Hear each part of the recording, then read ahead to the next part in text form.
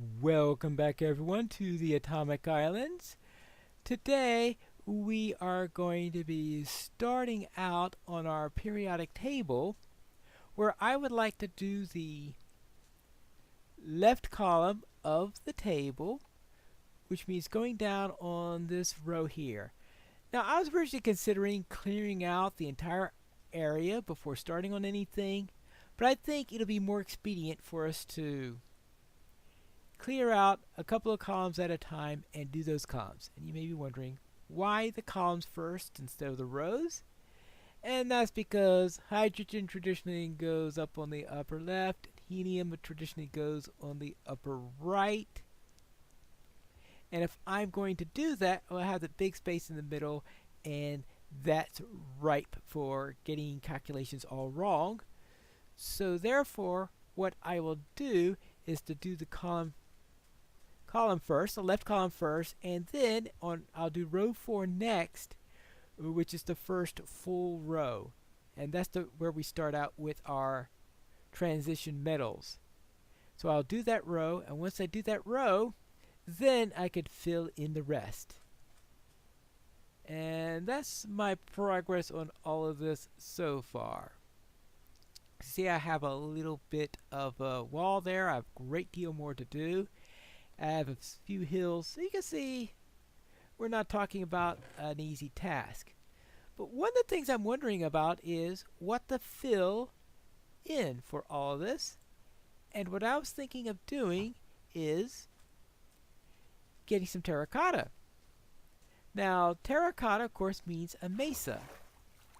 And if my map is correct, there is a mesa on the island just north of here, on the next big island. So I am on the desert big island, and I believe the next island up is going to be a mesa. And let us head over there and see if the map is correct. This looks like the mesa that I was looking for.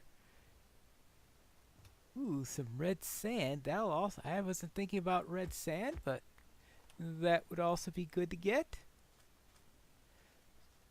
Some red sand and some terracotta. It's strange seeing this right off of with these icebergs going down here. I have frozen oceans just about everywhere. And it'd be nice if I could find a place that actually has some warmer oceans. Where I don't have frozen oceans, I've got cold oceans, which if I'm ever going to want to do anything with coral, I'm obviously going to have to find a warm ocean somewhere. But I suspect it'll be some time before I can find any of those. But it looks like there is plenty of terracotta here. So I think it's time for me to start digging. After a great deal of digging and wearing out several picks and shovels, I have got 9 stacks of red sand here, a stack of red terracotta, 3 of white terracotta, many of orange terracotta, 4 brown terracotta, 64 straight terracotta that's currently uncolored. I also mined some gold and some iron, and I'm getting some more iron right here. And I decided to create a mine down here because I'm going to need a source of iron because I was running out of metal. And I was having so much trouble for a while of finding iron that I was considering using gold tools, which is a really bad idea, considering that they wear out so quickly. And because I'm going to be needing that gold for a build. I have here quite a large island, and since it is an island, it means it's available for doing a build. But of course, I certainly don't want to flatten out a huge area like I'm doing on that desert, 256 by 128, which I had to do for the periodic table. There's no avoiding it for the periodic table, but I want to do a huge build here that's not going to require a huge amount of terraforming. So I decided that this will be my nod to celestial bodies. What I'll do is I'll start right over here where I could put my sun, and then going out in this direction I will be putting out various other celestial bodies, and I'm going to use a scale so that they will line up approximately to the distance of each one to the sun. I want to do some measurement before I get the exact scale to use on there, but I figure certain block will equal to a certain number of millions of miles or a fraction of an AU or something like that, depending on what is the most convenient scale to use there. And so therefore I could put in various celestial bodies that are either named after elements or named after the same thing that an element is named after. So I will have one for Mercury, of course. It's Mercury, and both the element and the planet are named after the messenger god. Then we'll get Tellurium and Selenium for Earth and the Moon. We'll represent those, since those are Greek and Latin names for those. Then we go out to the asteroid belt region where I could have Cerium and Palladium. Then Titanium, I'll put out where Saturn's orbit is at. And of course you got Uranium, Neptunium, and Plutonium going out in that direction. So therefore it'll cover a huge amount of this Mesa Island, but I'll try to leave as much of the landscape usable as possible. So of course there is going to be some terraforming, partly to make it easier to get there, and partly because I am going to need to mine some stuff out, as you can see I've already done here, so that I would have some terracotta that I could take over to the desert, because I came here originally just to collect this stuff for the desert. But I might as well do a build while I'm here. What I think I'm going to be doing is I think I'll be doing a 3x3 block for the sun, and probably a 2x2 block for each of the planets. Maybe some of the minor ones I could do only a single block for them. It's not going to be able to give you the most satisfactory look possible, but we're not exactly trying to give a pure representation here. We're just trying to say this is where the planet is, and if I wanted a faithful representation of Pluto, for example, it would have to be at a ridiculously large scale that I'm not going to be able to do here. Now for helium, we of course have to come up with a material to use for building helium. And at first I was thinking of yellow terracotta, but I don't have any of that yet. But this is a mesa, and gold should be relatively common here. So what I'm going to do is I'm going to see if I could get enough gold for 27 gold blocks. Yeah, I know that's 27 times 9. Yeah, that's 240. Ooh, that's about 4 stacks worth of gold in order to get. So that's a lot of digging.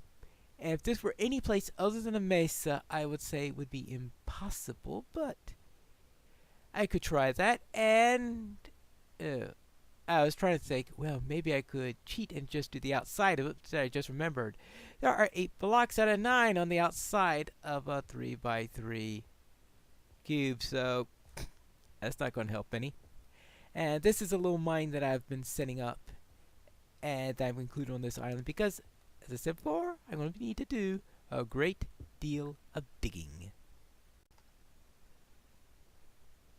I have measured out the island, and I've computed that the ideal scale to use is 20 blocks per AU, with this being the position for the sun.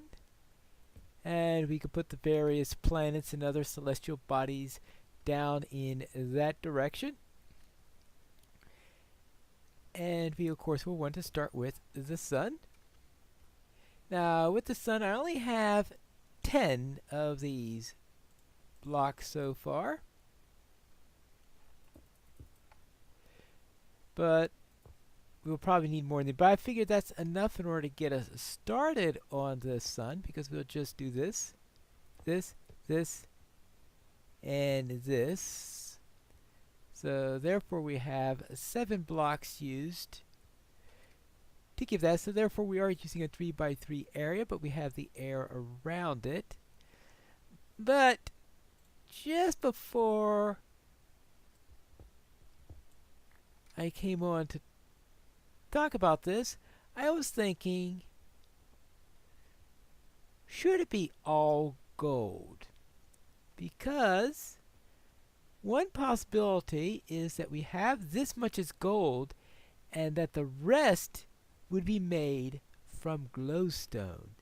So I think glowstone would look perfect as something to look like the sun.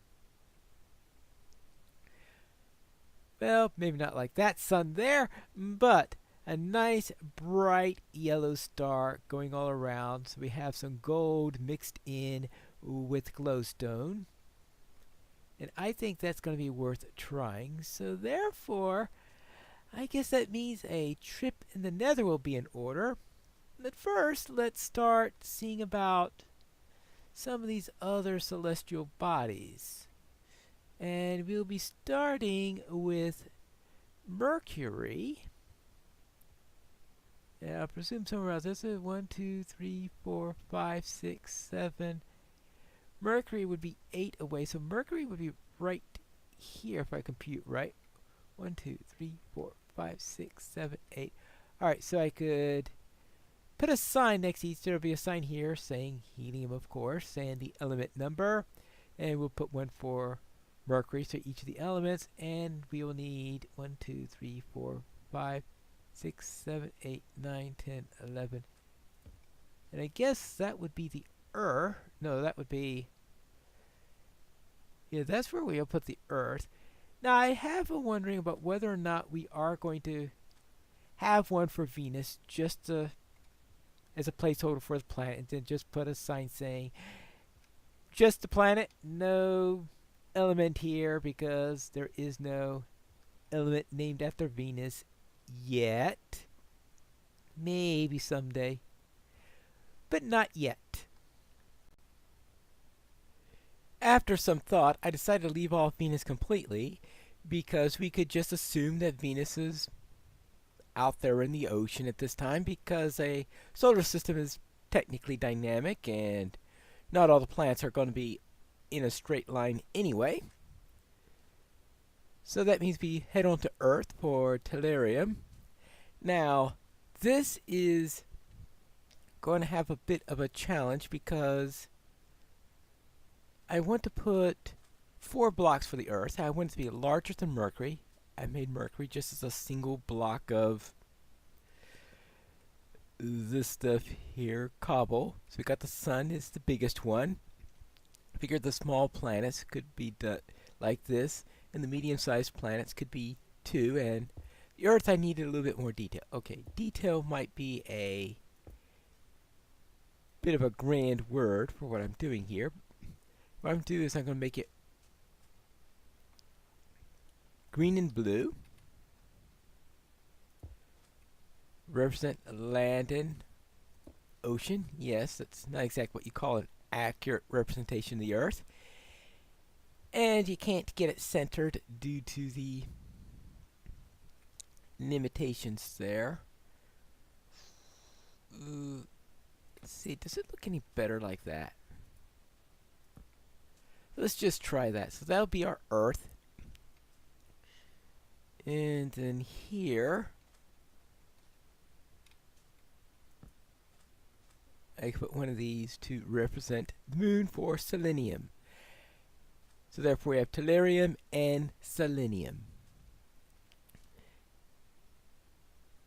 If we have the sun, Mercury, Earth, Moon. Now, Mars, we have to assume that's on the other side of the sun, back down in the ocean, because there is no element named after Mars. And that means next we'll be heading out into the asteroid belt. Here in the asteroid belt we have two bodies that are related to elements. We have Ceres here for cerium, and we have Pallas here for palladium. They are much closer to each other than they would be in reality. I guess Pallas would be somewhere way out there if we were accurate to the scale. But I would like to have the bodies close together for anyone taking a little bit of a tour. So and that's the Earth way down there that you see. That means I still need to add, well, not Jupiter, no element there, but we need to have Titan for titanium, and I presume that means we need to have something representing Saturn, since Saturn's going to be near Titan no matter what, since Titan is a moon of Saturn. And then way down there we will get to put Uranus, Neptune, and Pluto. I went out to scout the locations of each of the next areas, and they're way out there. And I've decided I'm going to need to build a path. Yes, it's nice and easy to go from one to another when you're going to the Sun, the Mercury, Earth, Moon. And you might even say easy enough to get to cerium here for Ceres. And Pallas I intentionally put in easy sight despite the fact it's not astronomically accurate. But for Saturn or Titan, as we go out there, you're going to have trouble finding it. And Uranus, Neptune, and Pluto, even more difficulty in finding it. So therefore, I am going to have to build a path and think of a good one to have, something that will fit in with this biome, but be contrasting enough in order to work. A quick estimate indicates that I'll need a minimum of 12.5 stacks in order to be able to get from here all the way down to Pluto. And that is a very conservative estimate, because I'm sure there'll be twists and winds and stuff like that which will add to the length. And the only thing that I have that's anywhere near that is cobblestone. It's not going to blend in, but perhaps the contrast will tell them, yes, this is the road. So, cobblestone it is. Lots and lots and lots and lots of cobblestone. Here's the start of the cobblestone road, going up like this. Continuing up there, I haven't gotten very far yet, but I'll eventually go and connect all the way down to Pluto. But what I did do in the meantime was make a little trip into the nether, because I wanted to get this, see how it looked.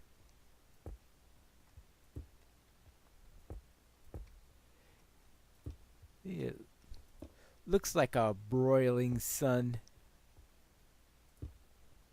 There you go, and up there. And that should give us a nice bit of bright light when it's night. There you go. And that should be our sun, and that'll also reduce how much gold we need. I'll figure out what to do with the rest of the glowstone later, but there you go. I might even decide to get rid of the gold and just do it all with glowstone. That's something for me to consider at some point. But there we go. There's our sun. And there's Mercury. There's the Earth with the moon. And then a little bit more work to do in that direction. After a bit of thought, I decided that I don't like the gold there. think I prefer the look of the glowstone, so I'm going to remove the gold and use that for something else. And therefore we'll just have the hot glowy sun in order to light up everything, and that looks like a roiling star to me, so therefore that will be our sun. And that will conclude what I want to do today. That gives us element 2, helium 4.0026. And next time we are going to finish this road, get all the way out, so we have the road connecting all the way from the sun all the way down to Pluto, so that we go by every single one of the celestial objects that is named in the periodic table. But that's it for today's episode, and I'll see you next time when we return for the rest of the solar system.